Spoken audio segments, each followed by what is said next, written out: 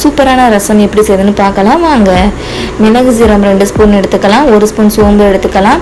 கொரகரப்பாக அரைச்சிக்கலாம். 15 வெள்ளைப்பூடு, 1 பச்சை மிளகாய், கொத்தமல்லி தழை காம்பு, கருவேப்பிலை, 4 தக்காளி கடையில் எடுத்து வெட்டி வச்சு ஆட் பண்ணிக்கலாம். பெருங்காயம் கொஞ்சம் அது கூட சேர்த்து கொரகரப்பாக அரைச்சிக்கலாம். பேஸ்ட்டு மாதிரி அரைக்காமல் கொரகரப்பாக இந்த மாதிரி அரைச்சிக்கோங்க. அரிசி கழுவின தண்ணியில் கொஞ்சமாக புளி ஊற வச்சுக்கலாம். எண்ணெய் ஊற்றிக்கலாம். கடுகு போட்டுக்கலாம். 3 வரமிளகாய் ஆட் பண்ணிக்கலாம். அரைச்சி ஆட் பண்ணிக்கணும். கொஞ்சம் மஞ்சத்தூள் போட்டு நல்லா மிக்ஸ் பண்ணிக்கலாம். பச்சை வாசனை போகிற முடிக்க புளி கரைசல் கொஞ்சம் ஆட் பண்ணிக்கணும். தேவையான அளவு தண்ணி ஊற்றிட்டு மூடி வைக்கணும்.